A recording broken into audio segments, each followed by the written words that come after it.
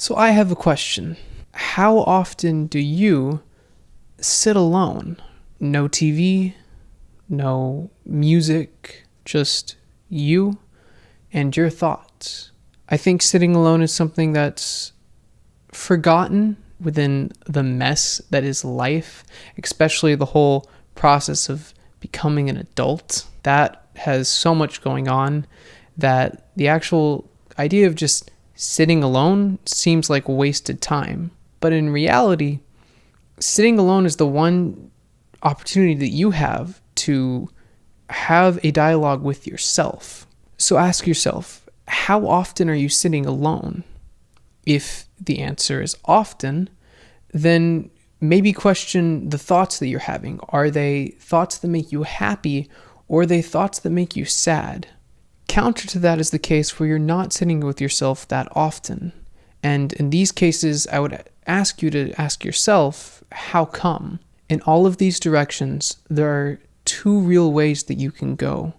Either you know yourself or you don't know yourself. That's a very scary statement, but it's genuinely not that big a deal. What's more important here is putting yourself in one of those camps, because once you find yourself in one of those camps, you can start taking steps forward with what you want to do in your life. Before we move forward, though, let's deal with the underlying issue with all of this, which is both of those camps can produce some really negative emotions. For example, say you know yourself, but what you know about yourself is you waste a lot of time watching Netflix or sitting around or maybe hanging out with your friends, and you don't spend a lot of time chasing your passion or working towards a dream that you know is what you want to accomplish in your life. That kind of situation can put you down and make you start to question if you really deserve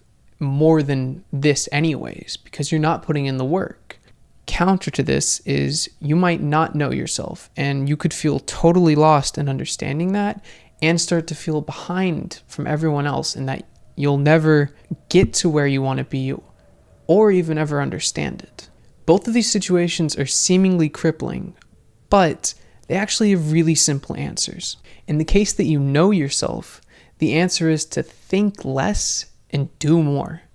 You already know what you want. You already know who you are. Just go do it. Stop thinking about what you want or why you don't have it, and instead just go do it. In the case that you don't know yourself, initially, you're going to want to think more and do less. This is somewhat counterintuitive. Often, I feel like people would say, in these situations, you just got to try a bunch of stuff until you figure it out. Yes, that is inevitably where you want to be when it comes to figuring out who you are and what you want. But in the initial phase, I think what's really more important is to sit with yourself and really think about what it is that you enjoy in life. I would argue that those of you in this camp are a little bit afraid of yourself. You're afraid of how the world might see who you are. And because of that, you haven't really spent the time trying to figure out who you are, because what's the point when everyone around you is just going to look down on that? So within that argument, though, know that that's an okay position to be in. That's where the majority of people in our society are, just because of how much pressure we put on each other. To those in this camp, I would tell you to implore the same perspective that I was speaking of in the self-worth video. Your identity is as valid as the respect that you give other people's identities. The reason that this is important is because you probably admire a lot of people for their character and their charisma and how they carry themselves and act. If you can give them so much respect for acting as who they are, then why not give yourself that same amount of respect? So, in the beginning stages, just think about who you are. And then once you've started to pick up little hints, things that you've just truly enjoy, maybe you love wakeboarding, possibly you enjoy reading, dive into those then. Start doing them. That's when you want to move into the doing camp. But initially, what really needs to happen is you just have to sit with yourself with no distractions. The real significance in sitting and thinking is that it's, again, a forced dialogue with yourself. You can have a lot of great conversations with other people and learn a lot. But the only requirement for a conversation is that there is one person speaking with another. There's nothing to say that those two people can't be the same person. All that has to happen is someone has to communicate an idea and someone has to listen. And you can't listen to yourself if you're doing other things. Yeah.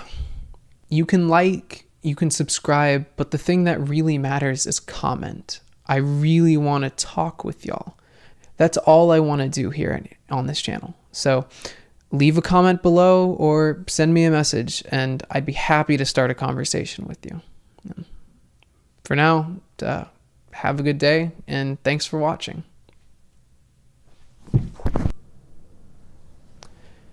Oh, is it perspective? Yeah. Damn.